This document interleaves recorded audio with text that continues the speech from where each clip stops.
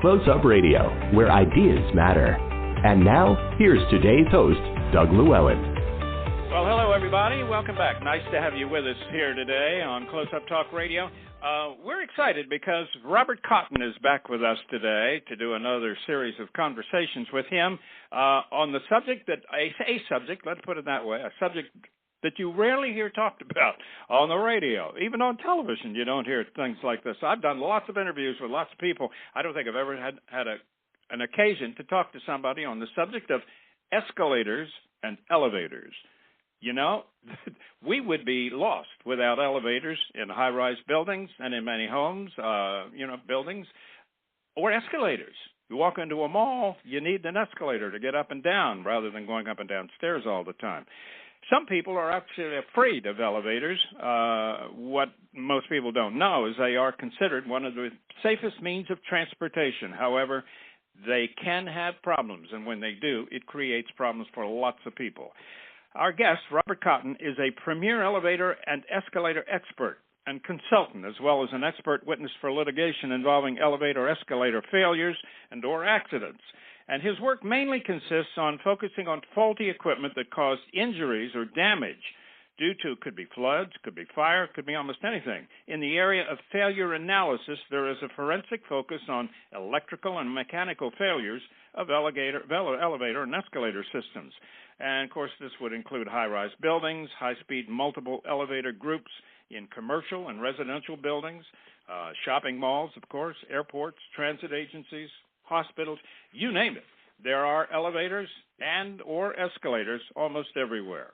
And as an expert witness, Robert is called upon for either the plaintiff or the defendant's side to review evidence, inspect the equipment, and determine the root cause of accidents or malfunctions, and to give his factual opinion in court.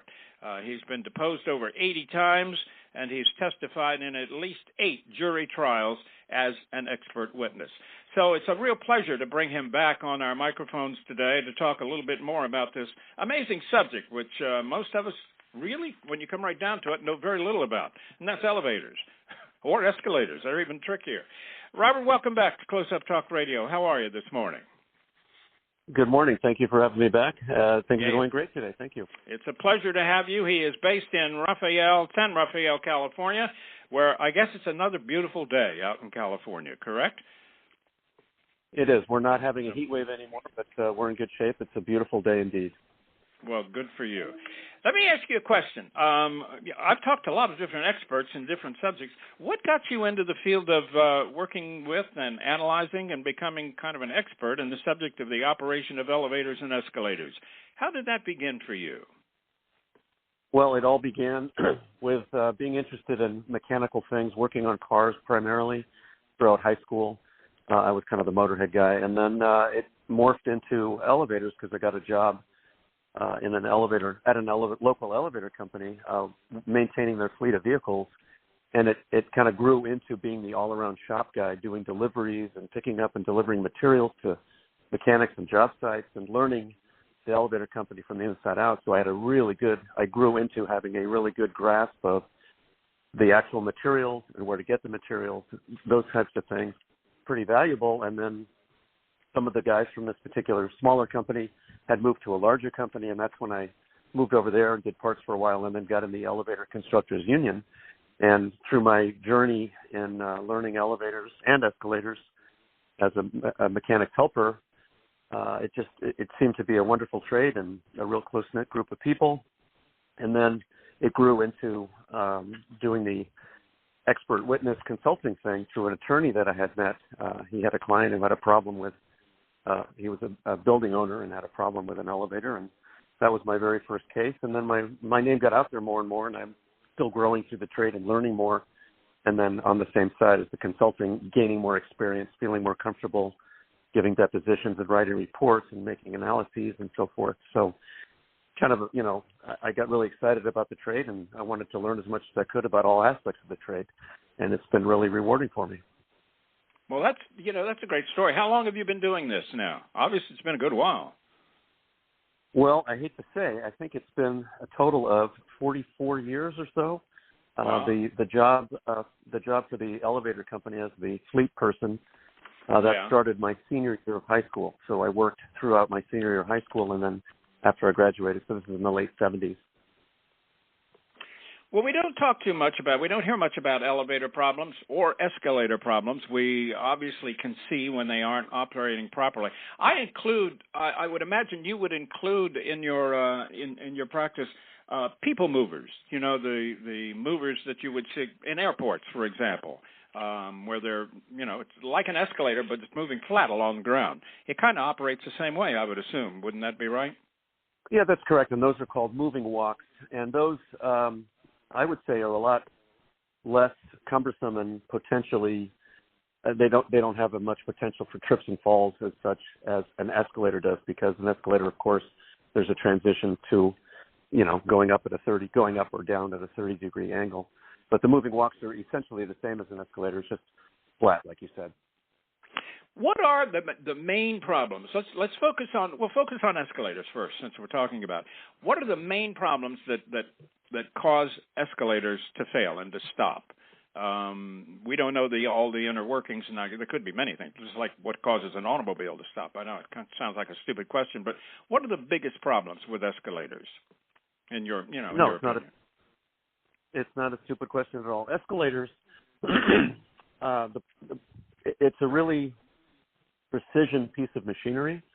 The way that this assembly works, it's basically a precision conveyor. There's a pretty big motor and gearbox driving a large conveyor, and on the conveyor it's these big sprockets with an axle at the top and at the bottom. It's driven from the top, and there are these very large chains connected to each of the sprockets, top and bottom. The steps are connected to those chains in a rigid manner so that obviously you can handle the loading of all the people. And there's these tracks that guide the steps all the way throughout the entire travel. On the steps themselves, as well as on the chains, are these very precise, precision a hard, durable material. It's a roller with really high-quality bearings in it, so it's very smooth, and they are intended and designed to last a long time. They roll a long distance, obviously. Most of the problems occur from, I would say, debris getting inside the escalator. Obviously, people are walking onto the escalator and stepping onto the treads of the steps and so forth. So there's a lot of dust and dirt and grime and such that accumulates in the escalator. So that can cause a problem. The other is sometimes, not all the time, but sometimes people aren't standing still on the escalator. They're bouncing around, doing something stupid, turning around, letting the kids out of their sight, out of their supervision, and the kids might be, kneeling down or crawling around on an escalator or something like that. It's something that is potentially dangerous if you're not riding the escalator properly. But there's a lot of sensors on the escalator. There's a committee in the code department that reviews accidents all the time, and they're trying to make them as safe as possible. So they're reviewing that and incorporating new devices. But I want to say in the late 90s, almost a little bit before year 2000, they implemented a number of SAFA National Code Committee, and they're a lot safer. Yes, they stop more because there's more sensors, but overall they're a lot safer. Are they prone to having accidents? I was noticing a little note here. For example, you had a case where there was a woman who was seriously injured when a scarf around her neck got stuck in the moving handrail on an escalator. I'm not sure what it did, but obviously it pulled her down. Do things like that happen very often? And how serious is something like that? Well, it could be serious. It wasn't my case. That was a case I was referring to, and that was one of the ones the committee reviewed. And I don't know the extent of her injuries. I don't think it was a pretty picture, but it pulled her down of sorts when the scarf got stuck on the handrail, and there was no way to stop it. So as a result of that, they came up with a safety device at the entry and exits of where the handrails disappear or emerge. There's a little paddle with a safety switch on it. So if something were to be obstructing or connected to the handrail as it comes through, it would turn off the escalator. So these kinds of things happen. It's a moving piece of equipment, and things do get stuck. I've lost a button off a shirt, and I've seen people, maybe their sleeve gets stuck. you just have to stand still on the escalator and pay attention. A lot of people get on there not paying attention. They're on their phones, or they're turning around, or they're in a hurry and they're running up and down the steps. Those are not good things. You just want to stand still, hold the handrail, and pay attention, because there's a lot going on, believe it or not, that could cause you to trip. Yeah, I can imagine there's an awful lot going on, and people just don't think about what all is, going on with the vehicle, almost a vehicle that they're riding on at the time.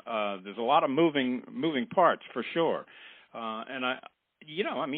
we just don't think about it. You get on an escalator and you ride down, and you hold on if you're careful. There are some people occasionally on elevators or escalators who'll try and get ahead of you, in front of you, because they're in such a hurry, and that can create problems.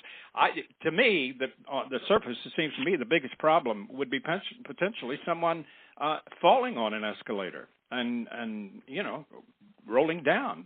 To your knowledge, does that happen very often? Or has it happened? It happens. Sure, it has happened.